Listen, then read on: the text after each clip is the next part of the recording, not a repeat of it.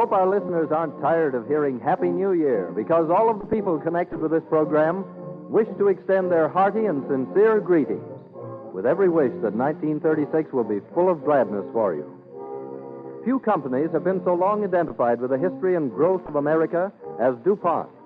And so it's fitting that DuPont should present the Cavalcade of America, a series of programs which tell you stories of traditional American spirit. It is the belief of the sponsor that a very real expression of the nature and tempo of American life is found in the ideal of DuPont's research chemist. Better things for better living through chemistry. Your comments on this series of programs will be appreciated very much by the sponsor. Just mail them to DuPont, Wilmington, Delaware, or to your radio station.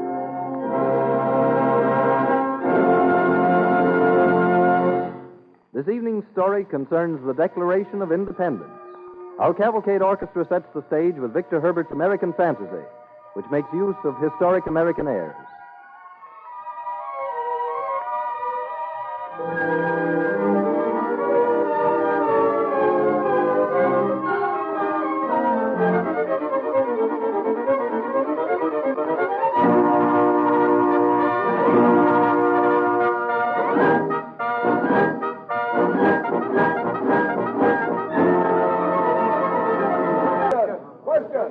I'll put the question. All in favor of Mr. Dickinson's resolution? Aye.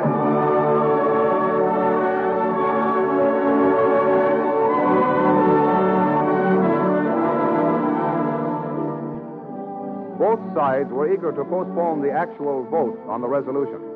But many members felt that it had a good chance of passing, and so a committee was named to draft a declaration stating the reasons for such a resolution. The committee consisted of Benjamin Franklin, John Adams, Thomas Jefferson, Roger Sherman, and Robert Livingston. Jefferson, considered by many to be the best writer in the colonies, was chosen to make the original draft.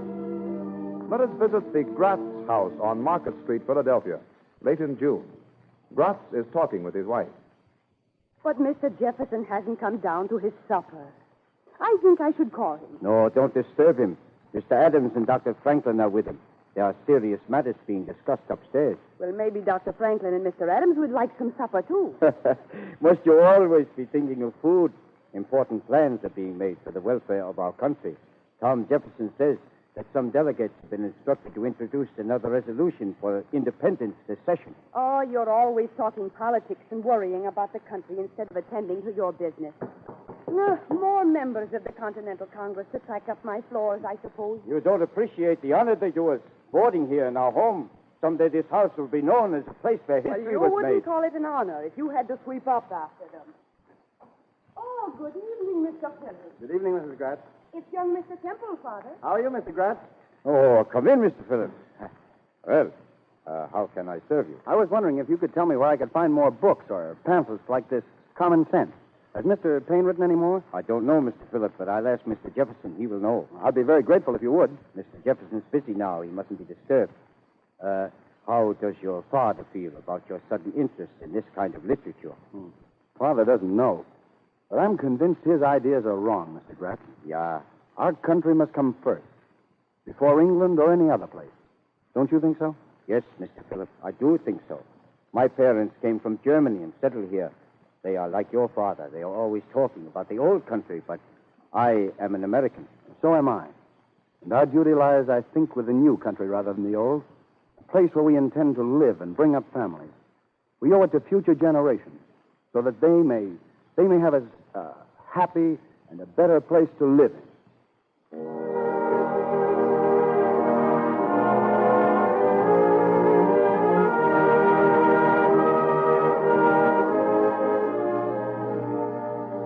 Meanwhile, in Jefferson's room, he and his colleagues, John Adams and Benjamin Franklin, are formulating the document that was to help make the country a happy and a better place.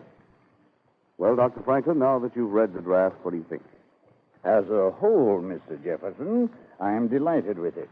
But I hope you won't be offended if a much older man makes a few slight suggestions. Certainly not, Dr. Franklin. For instance, you say, when in the course of human events it becomes necessary for a people Now, wouldn't one people be more significant? Yes. Yes, one people. That's right. And you say, we hold these truths to be sacred and undeniable. Now, I would prefer we hold these truths to be self-evident. Self-evident is stronger. Above all, we must be careful not to alienate any of our colonies at this time. Unless this declaration of our reasons for freedom is passed unanimously by the Continental Congress, it will utterly fail in its purpose. You're right about that, Dr. Franklin. It must be the unanimous will of the United Colonies. Now, I've called the colonies the United States of America. Do you like that term, Dr. Franklin? Yes, Mr. Jefferson, I do. The United States of America. May they ever stand so.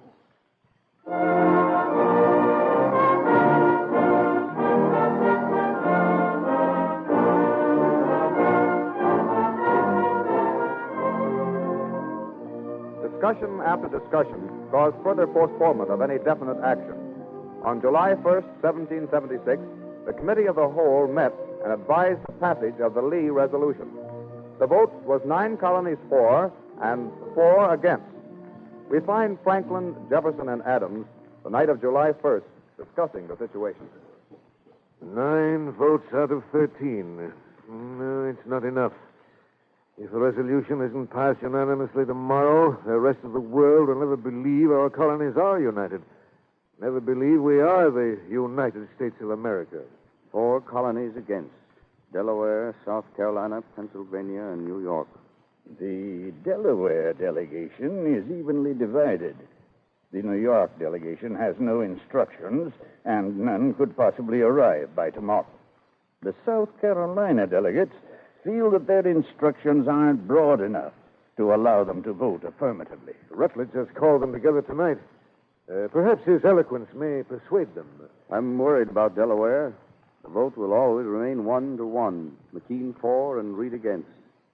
We can't count on Delaware. McKean told me that he'd sent a postwriter for Caesar Rodney. As the third member of the delegation, he's sure to favor the resolution. Rodney's 80 miles away, and they say he's a sick man. We can't expect him to arrive in time to vote. It's your own Pennsylvania delegation that worries me most, Dr. Franklin. That's a negative majority that no amount of eloquence or persuasion can change. I know. Dickinson and Morris are sincere. So are Willing and Humphreys. 4-3 against.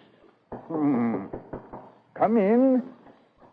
Good evening, gentlemen. Good evening. Good evening, Mr. Dickinson. I trust I'm not interrupting. Why, not at all. Come in, Dickinson. We were just discussing you. Not too harshly, I trust. Gentlemen, I was much impressed with the vote today. So much so that you wish to change yours, I hope. No, Doctor. I still believe in reconciliation. But I love my country too well to hold out against wishes of majority. I know that independence must pass, and I realize the necessity for an undivided front. My conscience won't permit my voting for the resolution, but I can stay away from the Congress. That would make a tie in the Pennsylvania delegation, Mr. Dickinson. I'm on my way to talk to Morris. If he also remained away tomorrow, you would have a majority in the Pennsylvania delegation. Mr. Dickinson, you and I have long been opponents. Now I want to express my appreciation and gratitude, sir. Of course, I can't promise for Morris. Tomorrow will tell the tale. We must wait for tomorrow.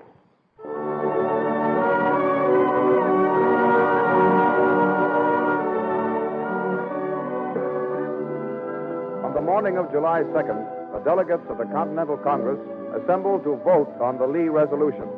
Franklin and Adams are seated together not far from the chairman, John Hancock, as the voting proceeds. There's 8. New Hampshire, Massachusetts, Connecticut, Rhode Island, New Jersey, Maryland, Virginia, North Carolina. 4 more to come, with New York not voting. The chair calls on Mr. Gwinnett of the Georgia delegation. Georgia votes in favor of the revolution. The South Carolina delegation, Mr. Rutledge. Mr. Chairman, last night we held a meeting of the South Carolina delegates. It lasted well into the morning. We have come to the conclusion that our instructions are broad enough to allow us to vote on the question. South Carolina votes in the affirmative. Rutledge must have been very eloquent. Well, I'm beginning to breathe easier. There are still two more, and... At the request of Colonel McKean of Delaware, I have postponed calling on that colony until an attempt has been made to secure a full representation. Yesterday, the vote was even. Mr. Chairman. Here's Colonel McKean now. I was just calling on you. Mr. Chairman, I beg to report. Our third delegate, Mr. Caesar Rodney, has just arrived. He has ridden all night and wishes to apologize for rushing in so unceremoniously. But thanks to his arrival, the Delaware delegation supports the resolution 2-1. Only your own colony left, Dr. Franklin? Yes, only Pennsylvania. Dr. Franklin, have the other members of your delegation arrived as yet? No, Mr. Chairman, and I am certain now that Mr. Dickinson and Mr. Morris are not coming. I therefore announce that the Pennsylvania delegation stands 3-2 in favor of independence. Well, boys, with the New York delegation in sympathy but not voting, I think we may call it unanimous. It is unanimous. Mark my words, Dr. Franklin. July 2nd will be a day of rejoicing and celebration in these United States until the end of time.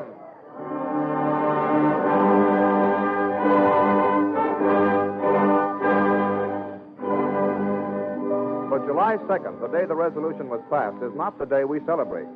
On July 4th, after much discussion as to its wording, a formal Declaration of Independence, little changed from Jefferson's original draft, was adopted unanimously by the assembled representatives of the United Colonies. On July 8th, the people of Philadelphia are gathered outside the State House to hear the Declaration read by John Nixon. On the outskirts of the crowd stands young Philip Temple with his father.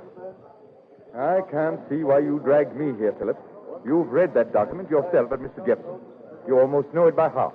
We can't hear anything here anyway. I want to see how the people take it, Father. People, eh?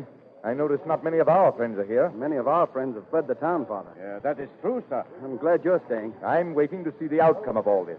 Anyone can put words on paper, but will they live up to their words? Will they sign this declaration? Indeed they will, Mr. Temple. I'm sure of that. We'll see, Gratz. This is a great occasion, isn't it, Mr. Gratz? A day to remember, lad. I'm glad to see you taking an interest, Mr. Temple. Huh? I feared perhaps you'd left town with your friends. Father's staying in Philadelphia, but I'm leaving town, Mr. Gratz. You, Philip? Tomorrow I start for Boston to join General Washington. Oh, good lad. Does your father approve? The boy's of age. If I tried to stop him, your Liberty boys would try to run me out of town, I suppose. Don't mind what Father says. I really think he's rather proud of me. Mr. Nixon has finished reading the Declaration. Those men in Congress have pledged their lives, their fortunes, and their honor. Could I do less? Every church bell in Philadelphia seems to be ringing. Yeah, ringing in a new era. They've given us the ideal. It's our duty to make it real.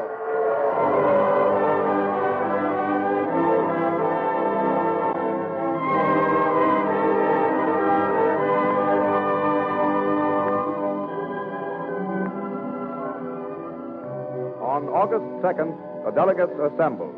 56 signatures were affixed to the document, each man pledging his life, his fortune, and his sacred honor to uphold the principles of freedom and equality so that we and future generations should have life, liberty, and the chance for happiness. There are no braver names than these in the Cavalcade of America. The American spirit of independence is well exercised by the American housewife as she does her daily shopping. A good example of Mrs. Housewife's firm intention to get the things she buys in first-class condition, fresh, clean, and sanitary, and to see exactly what she's buying, is shown by the revolutionary improvements in packaging during recent years, particularly transparent wrapping. The story of transparent wrapping, or cellulose film, which is another name for it, is a mighty interesting story of chemistry. First manufactured in 1898 in England to wrap the famous Pears soap, and improved in 1908 by a French chemist, this material is now made in the United States.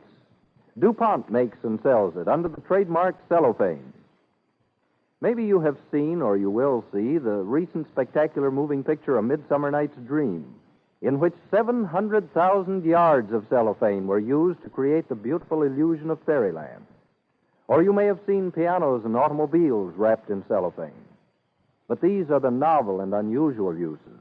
The importance of cellophane to you is the way it protects your health by guarding things from dirt and germs, and also the way it keeps foods fresh and delicious. How can man produce a substance as shimmery as a moonbeam and as elusive as thin air out of the towering spruce tree? Because that's exactly where cellophane cellulose film comes from. Chips of spruce wood go through various chemical processes to end up as a thick liquid. Then an amazing transformation takes place in one step. As the liquid cellulose is forced through a long, narrow slot, it flows evenly into an acid bath, and the instant it touches the acid, it coagulates and becomes solid. Then it's purified and bleached until it's as clear as crystal and made flexible for easy and secure wrapping. DuPont chemists made many improvements in the original discovery. They found how to make this transparent wrapping moisture-proof to protect the freshness of foods and tobacco. In short, the thing to remember is that cellophane cellulose film is something chemistry has created to protect you by protecting the things you buy. It well illustrates the creed of DuPont research chemists: better things for better living through chemistry. This program has come to you through the courtesy of DuPont, one of America's oldest enterprises, makers of chemical products since 1802. It's one of a series of programs in the Cavalcade of America, presented by DuPont each Wednesday evening at 8 o'clock Eastern Standard Time over the Columbia Broadcasting System. When presented on the air, each program also contains a short, interesting story of chemical achievement, illustrating the DuPont chemist's creed: better things for better living through chemistry.